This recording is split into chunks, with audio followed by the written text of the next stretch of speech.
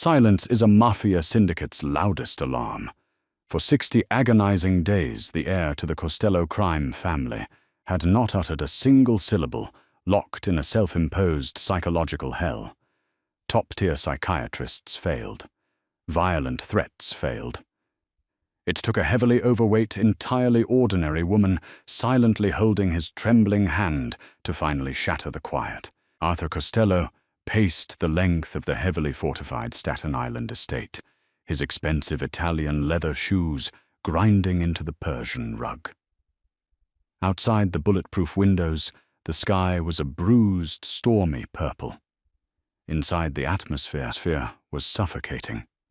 Sitting in a high-backed leather armchair, utterly motionless, was his 22-year-old nephew Leo. 2 months had passed since the bombing. 2 months since Leo's father, Giovanni Costello, was blown to pieces inside his armored Maybach on 5th Avenue, while Leo watched from a mere 20 feet away. The shockwave had shattered storefronts and ruptured Leo's eardrums, but it was the psychological shrapnel that had left him mute. The boy who was supposed to inherit the most ruthless criminal empire on the East Coast had retreated completely into his own mind. He didn't cry. He didn't scream. He simply stopped talking, staring blankly at walls, flinching violently at sudden movements. Arthur had brought in the best specialists money and extortion could procure. Neurologists from Manhattan, trauma therapists from Boston, even an underground interrogator to try and shock the boy back to reality. Nothing worked. The syndicate was growing restless. Weakness in a crime family was blood in the water, and Arthur's underboss, Vincent Rossi, was already circling, making subtle remarks about the need for competent succession. Far away from the ruthless politics of the Costello boardroom, deep within the estate's neglected East Wing, Beatrice Gallagher was dusting a massive shelf of first-edition classics.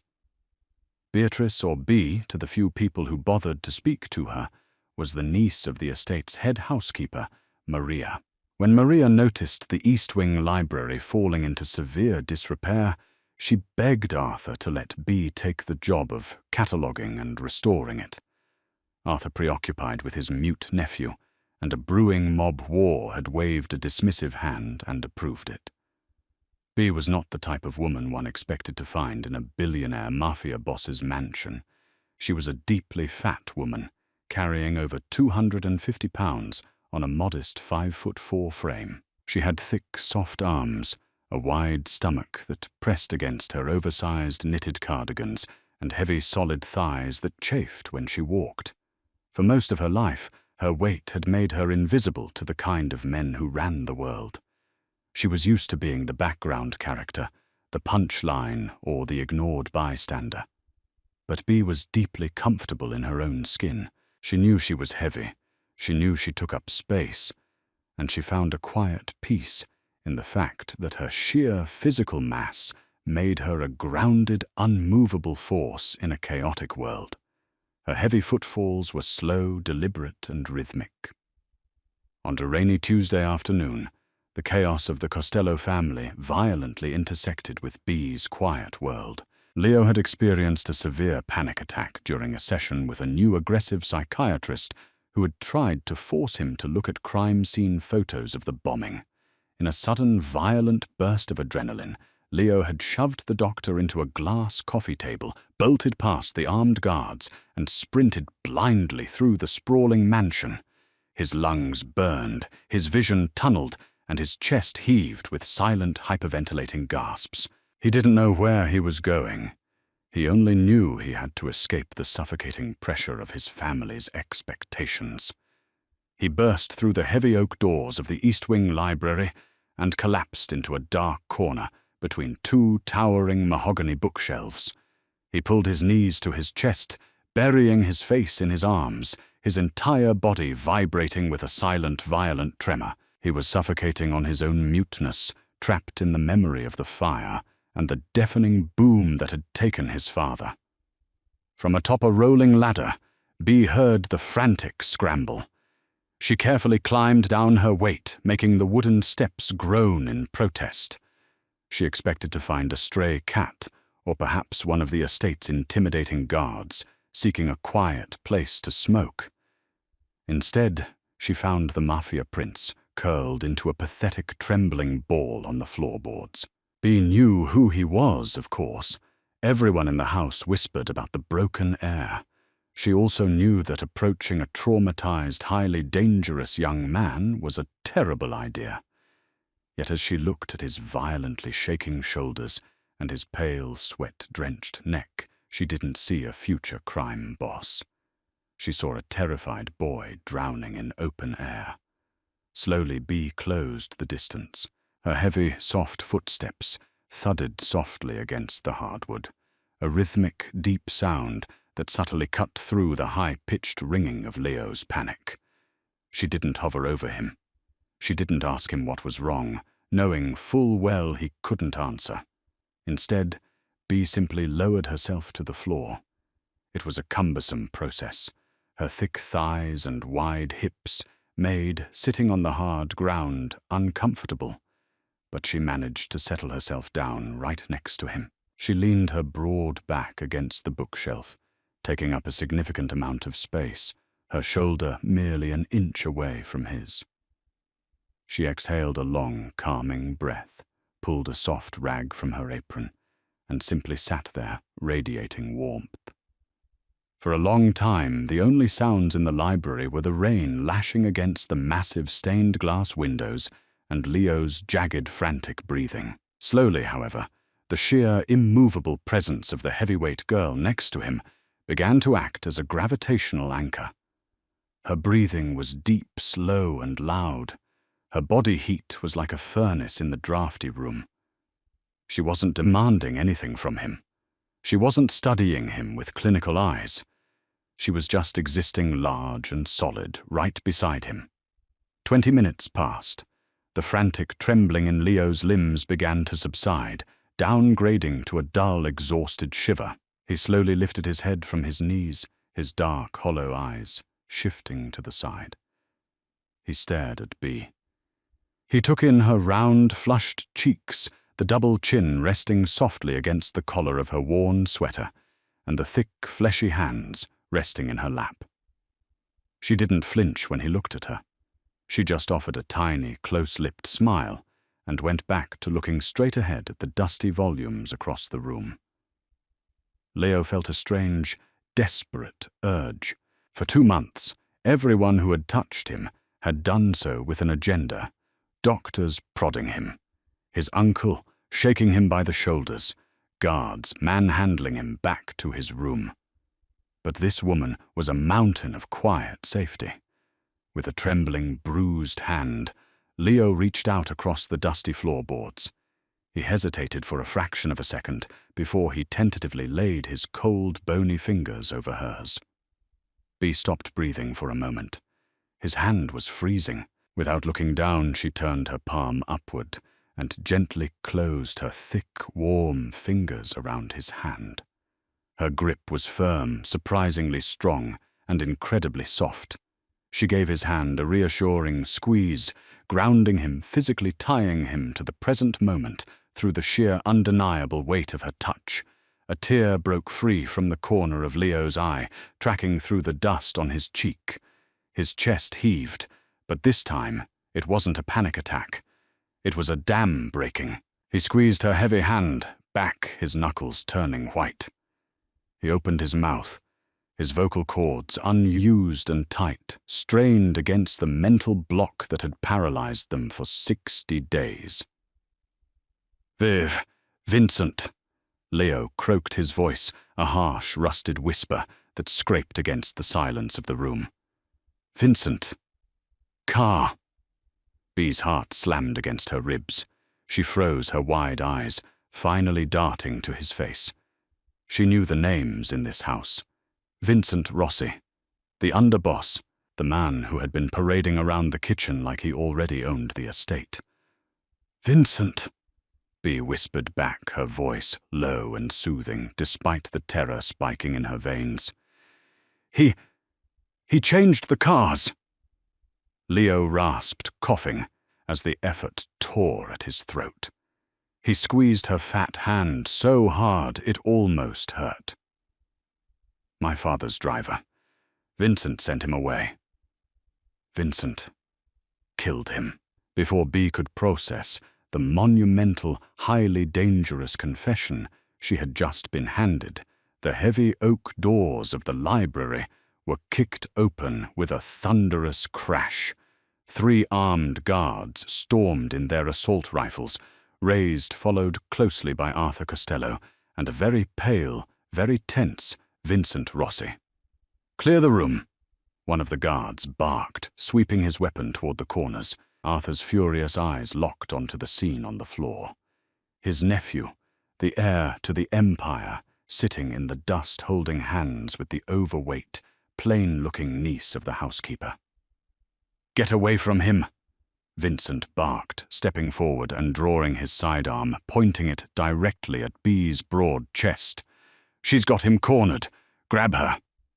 2 guards lunged forward to haul Bea up by her arms. She cried out in pain as they gripped her soft flesh, violently dragging her heavy frame upward.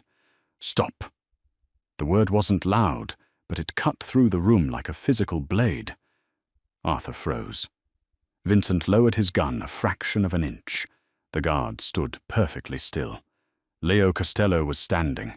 His legs were shaking, but he was standing on his own. He stepped in front of Bea, placing his frail frame between the armed guards and the terrified heavyweight woman who was currently trying to catch her breath.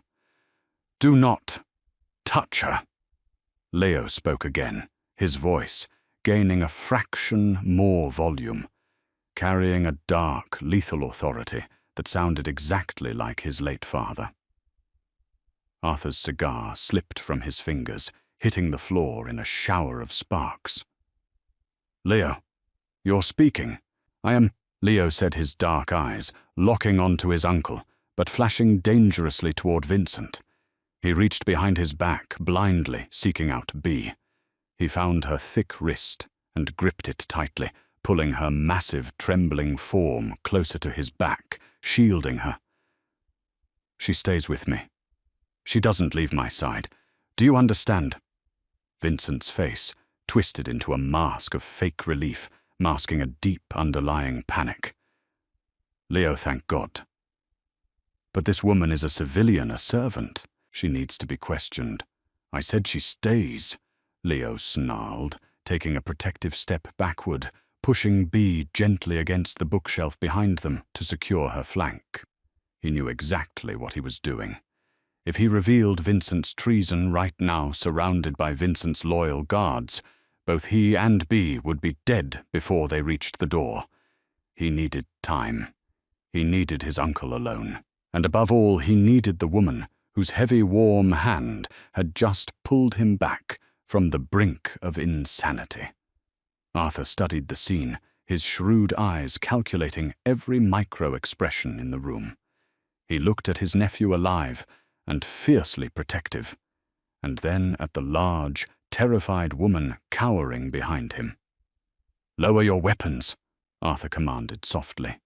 The guards complied instantly. Arthur stepped forward, ignoring Vincent entirely. "Miss Gallagher, isn't it Maria's girl?" Bea swallowed hard, her double chin trembling. Yes, sir." "It seems you have a calming effect on my nephew," Arthur said, his tone leaving no room for argument. "Whatever you were making before, I am multiplying it by 10. You no longer dust books. As of this exact second, you belong to Leo. You eat when he eats. You sit where he sits. If he needs his hand, held you hold it." Arthur's eyes darkened, darting to Vincent for a split second before returning to Bea. "And God help anyone in this house who tries to separate you from him. Welcome to the family, Miss Gallagher." Bea looked down at the pale, scarred hand, gripping her thick wrist like a lifeline. She had just become the sole anchor to a traumatized Mafia prince, and she was the only other person in the room who knew the underboss was a traitor. The silence had been broken, but the war had just begun. Blood always leaves a stain, but betrayal leaves a crater. For Beatrice Gallagher, the transition from an invisible housekeeper's niece to the most heavily guarded woman in New York happened in the span of a single heartbeat. Arthur Costello did not make empty threats. By nightfall, Bee's modest belongings were moved from the cramped servants' quarters into a lavish, velvet-draped suite directly adjoining Leo's bedroom. Outside her door stood two enormous, heavily armed enforcers. Inside, however, the atmosphere remained intensely fragile. Paranoia clung to the walls of the Costello estate like damp mold. Bee sat on the edge of a plush, king-sized bed, feeling utterly out of place. Her wide, heavy hips sank deeply into the memory foam mattress, her thick legs dangling over the edge. She wore one of her usual oversized knitted cardigans, her soft, round face pale with residual terror. The reality of her situation was terrifyingly clear. She was now a crucial pawn in a Mafia succession war. The adjoining door clicked open. Leo walked in. He looked remarkably different from the trembling, pathetic boy she had found on the library floor just hours ago. He had showered his dark hair slicked back, and he wore a crisp-tailored black shirt that accentuated his lean, sharp features. Yet the moment the heavy door clicked shut, the facade crumbled. His shoulders slumped, and a violent tremor returned to his hands. He crossed the room in 3 long strides and collapsed onto the floor at Bee's feet, burying his face into the thick, soft fabric draped over her heavy knees. Bee did not ask questions. She simply let out a slow, deep breath, her large chest expanding, and placed her wide, fleshy hands gently on his back. Her physical weight was her greatest asset. She was a mountain of warmth and stability in a world that was actively trying to tear him apart. "They are watching everything," Leo whispered into the fabric of her skirt, his voice still hoarse, a jagged rasp that sent shivers down her spine. "Vincent has eyes in the kitchen, the garage, even the security detail. Uncle Arthur doesn't know how deep the rot goes." Bee stroked his hair, her stubby fingers moving in a slow, rhythmic pattern. "You need to tell your uncle," she replied softly, her voice carrying a deep, resonant calm. "You need to tell him what you told me in the library, about the car, about your father's driver." Leo lifted his head. His dark eyes locked onto her round, comforting face. "I can't just walk into Arthur's office. Vincent intercepts everything. If Vincent realizes my memory of the blast has fully returned, he will kill us both before I finish my sentence. I need an intermediary, someone who operates outside the family hierarchy." A knock on the main door startled them both. Leo instantly scrambled up, assuming a stiff, authoritative posture. Bee composed herself, smoothing down her bulky sweater. "Enter," Leo commanded. The door opened to reveal Arthur Costello, flanked by a short, balding man in a sharp grey pinstripe suit. Bee immediately recognized the man from the news clippings she used to clean up around the estate. It was Murray Richman, the legendary defense attorney known in the underground as the man who could make federal indictments disappear into thin air. His presence meant Arthur was preparing for a legal and structural earthquake. "Leo," Arthur said, his eyes darting to Bee before returning to his nephew. "Murray is here to discuss the transition of your father's assets. We need to formalize your ascension to the head of the board. Vincent is pressing for a proxy vote, claiming you are mentally unfit to sign the documents." Leo's jaw tightened. He looked at Bee, drawing strength from her solid, unmoving presence. She gave him a subtle, almost imperceptible nod.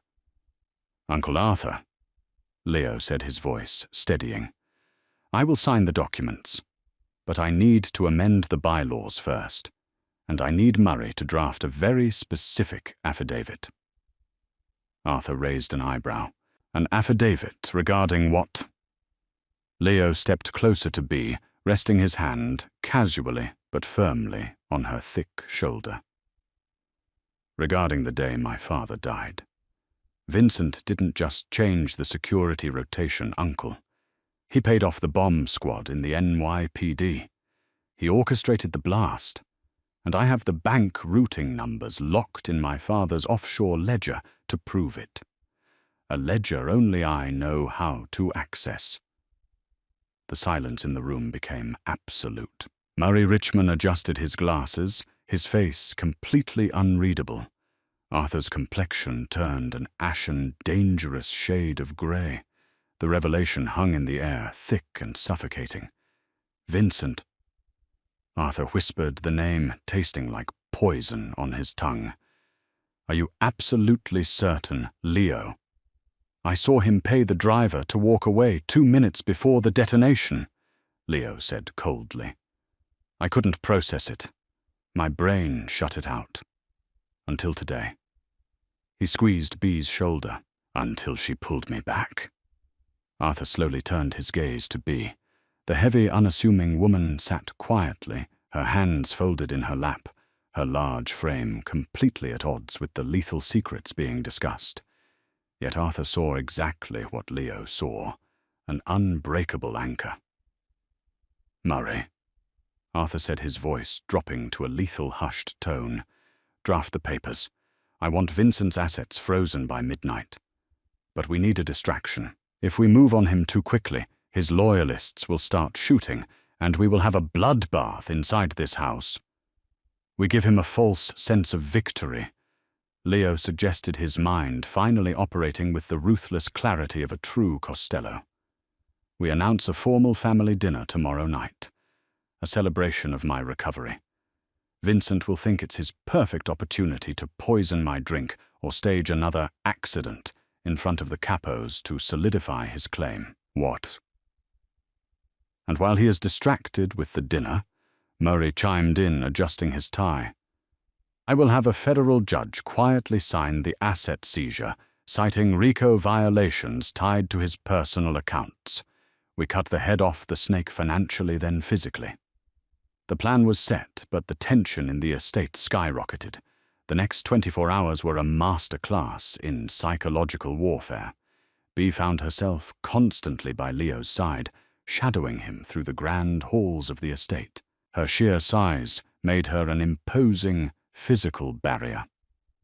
When Vincent tried to approach Leo in the dining room that afternoon, offering a sickeningly sweet congratulation on his recovery, Bea deliberately stepped in the way. Vincent stopped, his cold reptilian eyes scanning Bea's wide figure. Excuse me, sweetheart. Vincent sneered, his voice dripping with condescension. The adults are talking. Bea did not shrink. She planted her thick legs firmly on the Persian rug.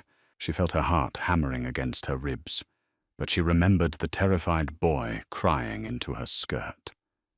She drew herself up, her double chin lifting defiantly. Mr. Costello is resting his voice, she said, her tone remarkably steady. If you have a message, you can leave it with me. Vincent's eyes narrowed into dangerous slits. He leaned in close, the scent of cheap cologne and stale tobacco washing over her. You think because you held his hand, you're untouchable, fatty. You're a human shield, and shields break. Before Bea could respond, Leo's hand shot out, gripping Vincent's wrist with terrifying speed. Touch her or speak to her like that again. Vincent and I will personally feed you to the dogs. Leo whispered, his voice vibrating with a dark, lethal promise. Vincent ripped his arm away, feigning a mocking surrender. Just looking out for you, kid. See you at dinner. The grand dining hall was a cavernous room, bathed in the amber glow of crystal chandeliers. A massive mahogany table stretched across the center, set with fine china and polished silver. At the head of the table sat Arthur, his face a mask of composed authority. Down the sides sat the 5 capos of the Costello family, powerful, dangerous men who controlled the city's underbelly. Leo sat to Arthur's right. Beside Leo, in a custom-brought chair, wide enough to accommodate her hips, sat Bea. She wore a simple, elegant, dark blue dress that Maria had hurriedly tailored for her. Her thick arms were bare, and she felt the intense, judgmental stares of the capos burning into her skin. But she kept her back straight, her large presence undeniable in the room of lean, predatory men. Vincent sat directly across from Leo. He raised his crystal glass of red wine, tapping it with a silver spoon to command the room's attention. "Gentlemen," Vincent began, his voice echoing off the high ceilings, "tonight we celebrate a miracle. Our rightful heir, Leo, has found his voice again. And we have to thank this lovely young woman for playing nurse." He gestured mockingly toward Bea, sparking a few low chuckles from his loyalists down the table. Leo did not smile. He did not touch his glass. He slowly stood up, placing both of his hands flat on the polished mahogany table. The room instantly fell silent. The air grew thick electric with impending violence. "Vincent!" Leo said, his voice ringing out loud, clear and dripping with authority. "You are right. We are celebrating. We are celebrating the exposure of a rat." Vincent's smile vanished. His hand slowly drifted toward the inside of his tailored jacket. The capos shifted uncomfortably in their seats. "I remember the street, Vincent." Leo continued, his dark eyes locking on to the underboss. "I remember the smell of the exhaust, and I remember you handing a thick envelope to my father's driver, telling him to walk away from the car 2 minutes before the detonator was triggered." Chaos erupted. 2 of the capos jumped to their feet, shouting in confusion. Arthur slammed his fist on the table. "Sit down!" Arthur roared instantly, silencing the room. Vincent realized the trap had sprung. His eyes darted wildly, calculating his odds. He saw the guards at the door shifting their stances, loyal to Arthur. He had no backup inside the room. With a primal snarl, Vincent abandoned all pretense. He ripped a suppressed pistol from his shoulder holster, bypassing Arthur completely and aiming directly at the center of Leo's chest. Everything moved in excruciating slow motion. Bea saw the glint of the dark metal. She didn't think about the danger. She didn't calculate the physics of a bullet. She only knew that the boy who had cried into her lap was about to die. With a guttural cry, Bea threw her massive 250-pound frame sideways out of her chair. She didn't just step in front of Leo. She completely enveloped him. Her wide body crashed into him, driving them both to the floor just as the pistol coughed a muffled thwip. The bullet tore into the fleshy part of Bea's upper arm, ripping through muscle and fat. The sheer density of her heavy arm slowed the projectile, preventing it from passing clean through to strike Leo behind her. She hit the floor with a heavy, bone-rattling thud, pinning Leo safely beneath her soft, massive weight. Gunfire immediately exploded in the room. Arthur's loyal guards unholstered their weapons and fired. Vincent was struck 3 times in the chest before he could pull the trigger, again his body violently thrown backward over his chair, crashing into a pile of shattered crystal and blood. Silence slammed back into the dining hall, interrupted only by the ringing in their ears and the sharp, gasping breaths of the men. "Bea!" Leo screamed, struggling frantically beneath her heavy frame. Bea groaned, her face contorted in pain. She slowly rolled off him, clutching her bleeding arm. Her thick fingers were instantly covered in bright red blood. She looked at Leo, who was completely unharmed, his face pale with terror. I'm okay," Bea gasped, offering him a weak, trembling smile. "It's just my arm. There's plenty of padding there." Leo stared at her, his heart hammering in his throat. He reached out his hands, covered in her blood, and gently cupped her round, pale face. In front of the deadliest men in New York, the Mafia prince leaned down and pressed his forehead against hers, uncaring of the mess, uncaring of the stares. "You saved my life," he whispered, his voice breaking. "You beautiful, impossible woman. You saved me." Arthur stood over the bloody remains of Vincent Rossi, adjusting his cuffs. He looked down at his nephew and the heavyweight heroine bleeding on his carpet. A profound respect settled over the hardened mob boss's features. Within months, the Costello family stabilized under Leo's new, unshakable reign. He was a ruthless, calculating leader, a true heir to his father's legacy. But he was never alone. Beside him at every meeting, every dinner, and every quiet moment in the library sat Beatrice. She remained a heavy, imposing, and radiant force of nature. She was no longer a housekeeper's niece. She was the immovable queen of the Costello Empire, and the entire underworld knew one absolute truth: you do not cross the woman who holds the boss's hand. If you were captivated by Leo and B's thrilling journey from trauma to triumph, do not forget to hit that like button. Share this intense Mafia romance drama with your friends to spread the suspense. Subscribe to our channel for more gripping, real-life inspired stories filled with shocking twists and unexpected heroes. Drop a comment below with your favorite moment and let us know what you want to see next. Your support keeps these incredible stories coming every single week.